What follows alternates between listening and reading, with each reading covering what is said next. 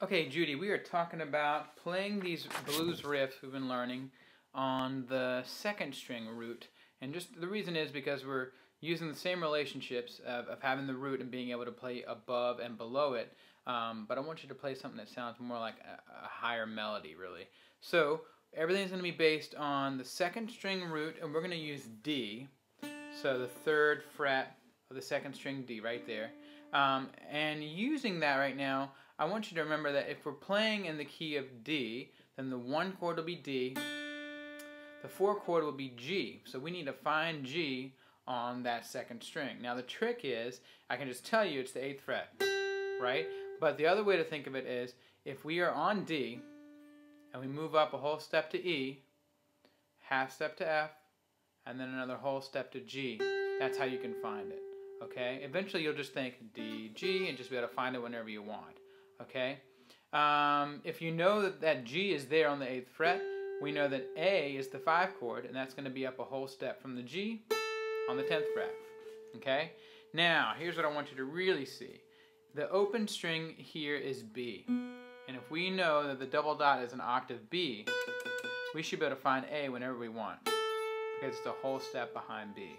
Alright, so A to me is an easy one to find.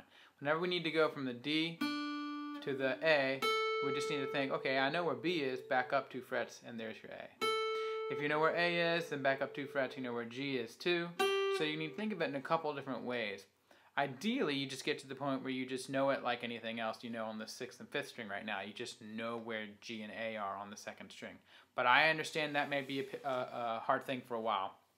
So we're going to do the D major blues that I gave you. You should get it in an email, but I'm going to play it now, and all I want you to do is just find the 1 chord, the root 1, the 4, and the 5 when that chord comes around. So here it comes. 1, 2, 3. Quarter notes.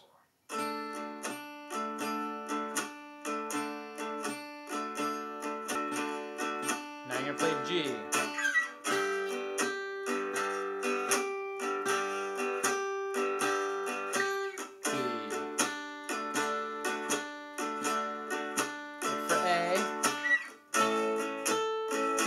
G, D.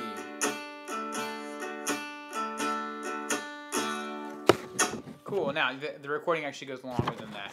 But that's what I want you to do. Just get used to playing the 1, the 4, and the 5 when that root comes up. Okay? That is part 1. Part 2 is, and I'm going to spend a little bit more time on this, I want you to get used to playing the riffs on each one of those notes. So on D, we're going to play through all the riffs 1, 3, 4, and 5. So on D, on the first one, let me make sure I got my... here we go. Now, you can eventually play this with the jam track, but for right now, we're going to just play them together, okay? So with our third finger on D, the root on the second string, I want you to play riff 1, where you play up from the root, and play the minor major switch. Okay, let's do that. So that's going to be riff 1 on D. Alright, riff 3 on D is going to be the root, flat 7, root. So third finger on root, flat 7. Okay, one more time. Alright, riff number 4, similar. We're going to actually play the root, minor third, back down to the root, flat 7, root. Okay, here it goes. 1, 2, 3, 4. Again.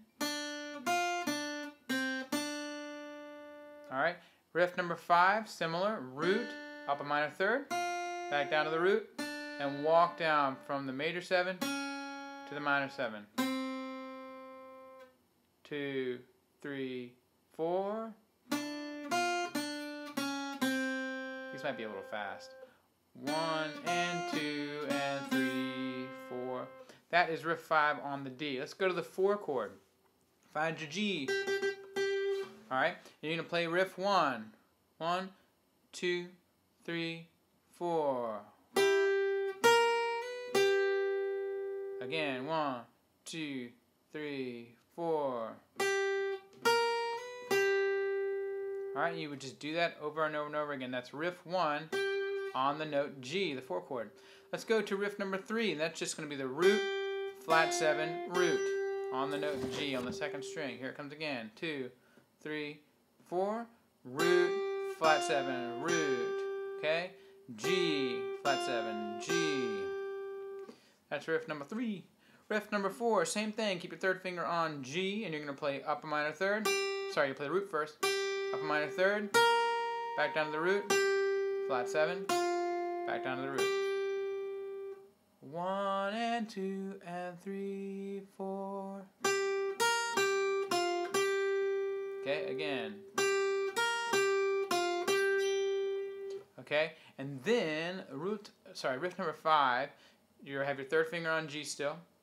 You're going to do the same thing, root, minor 3rd, back down to the root, walk down, major 7, minor 7. Okay? 1 and 2 and 3, 4. Again. That is how you're going to do all these riffs. Just focus on them one at a time. Oh, shoot. I ended a little early. Let's go to the A. Do all of them again. Down the A. Root A. And you're going to play riff number 1. 1, 2, and 3, 4. Again. There you go. Riff number 3, you're going to play the root, flat 7, root. Okay? Ready, go. Root, flat 7, root. Again. Good. We're going to mix those two together when we go from the riff number 4. Root, minor 3rd, back down to root, flat 7, root. So 1 and 2 and 3, 4. 1 and 2 and 3. One more time. 1 and 2 and 3, 4. That's riff number 4. Let's do riff number 5. Root, minor 3rd, root again, major 7, minor 7. Remember, that's called chromatic. Whenever you walk through half steps in a row like that, it's called chromatic. So if I say that, that's what I mean. You're going to go root, up a minor 3rd, back down to the root, and walk chromatically down to the flat 7. All right, that will do it for that part of the lesson here. I got to stop. I think I might go over, but then I'm going to give you the next part.